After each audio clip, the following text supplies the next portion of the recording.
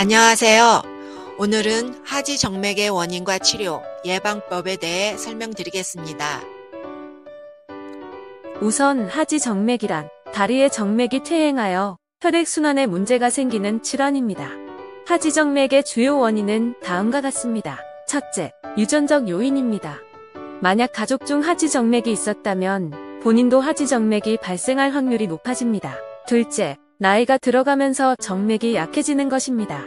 이는 일종의 노화현상으로 고령자일수록 하지정맥 발생률이 높아집니다. 셋째, 비만, 흡연 앉아있는 시간이 길다거나 다리를 꼬아앉는 등의 생활습관도 하지정맥 발생에 영향을 미칩니다. 넷째, 임신 또는 여성의 호르몬노법 등 여성에게는 더 높은 발생률이 있습니다. 다음은 하지정맥 치료법에 대해 알려드리겠습니다. 하지정맥은 다리의 정맥에서 혈액이 흐르는 혈관입니다. 하지정맥 질환에는 정맥류, 정맥염, 정맥협착 등이 포함됩니다. 이러한 질환을 치료하기 위해서는 각각의 상황과 증상에 따라 다양한 치료법이 사용될 수 있습니다. 보존적 치료입니다. 경증한 하지정맥 질환의 경우 보존적 치료법이 일반적으로 처방됩니다. 이는 압박 스타킹, 운동요법, 신체운동, 체중 감량 등을 포함합니다. 압박 스타킹은 다리의 정맥에 압력을 가해 혈액 흐름을 돕는 역할을 합니다. 운동요법은 다리 근육을 강화하고 정맥류를 완화시키는 데 도움을 줍니다. 약물 치료입니다. 일부 경우에는 의사가 정맥류를 개선하거나 혈전을 방지하기 위해 약물을 처방할 수 있습니다.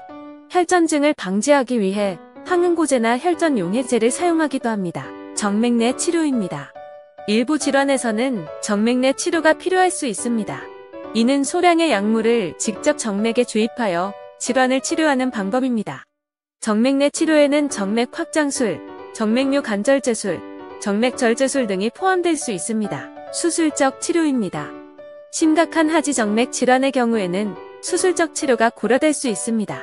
이는 정맥류를 제거하거나 혈류를 개선하기 위해 정맥 무회술, 정맥 확장술, 정맥절제술 등이 수행될 수 있습니다. 하지만 치료 방법은 개별적인 상황과 진단에 따라 다를 수 있으며 의사와 상담하여 정확한 진단과 적합한 치료법을 결정하는 것이 중요합니다.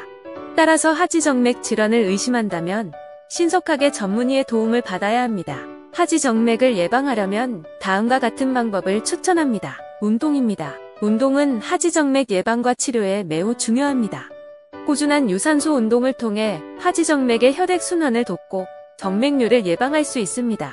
일반적으로 걷기, 조깅, 수영, 사이클링 등의 운동이 적합합니다. 운동을 할 때는 과도한 부하를 주지 않도록 조심해야 합니다. 체중 관리입니다. 과체중이나 비만은 하지정맥의 발생 위험을 높입니다. 체중을 유지하거나 감량하는 것이 중요합니다. 옷차림입니다. 너무 타이트한 옷을 입는 것은 하지정맥의 발생을 촉진시킬 수 있습니다. 특히 하의는 허리 부분이 너무 타이트하지 않도록 주의해야 합니다. 휴식입니다. 긴 시간 동안 일을 하거나 서서 일하는 경우 일정한 간격으로 휴식을 취해야 합니다. 일어나서서 발목을 움직이는 것도 좋습니다. 좋은 자세입니다. 좋은 자세를 유지하는 것도 하지정맥 예방에 도움이 됩니다. 특히 긴 시간 동안 앉아있는 경우에는 발을 높이 놓는 것이 좋습니다. 담배와 알코올입니다. 담배와 알코올은 하지정맥을 포함한 많은 질병의 발생 위험을 높입니다. 금연과 과음을 피하는 것이 좋습니다. 압력 양말입니다. 압력 양말은 하지정맥 예방과 치료에 효과적입니다. 압력 양말은 다리에 압력을 가해 혈액순환을 돕는 역할을 합니다. 압력 양말을 사용할 때는 정확한 사이즈와 착용 방법을 지켜야 합니다. 하지정맥은 생활습관과 유전적인 요인 등이 영향을 미치기 때문에 완전히 예방하기는 어렵습니다. 그러나 위에서 언급한 방법들을 통해 하지정맥의 발생을 최소화하고 조기에 발견하여 적절한 조치를 취한다면 심각한 합병증을 예방할 수 있습니다. 따라서 하지정맥 예방에 대한 정보를 알고 적극적인 예방 활동을 하는 것이 중요합니다. 이상으로 하지정맥에 대하여 설명드렸습니다. 감사합니다. 도움이 되셨다면 구독과 알림 설정 부탁드려요. 저에게 많은 힘이 됩니다.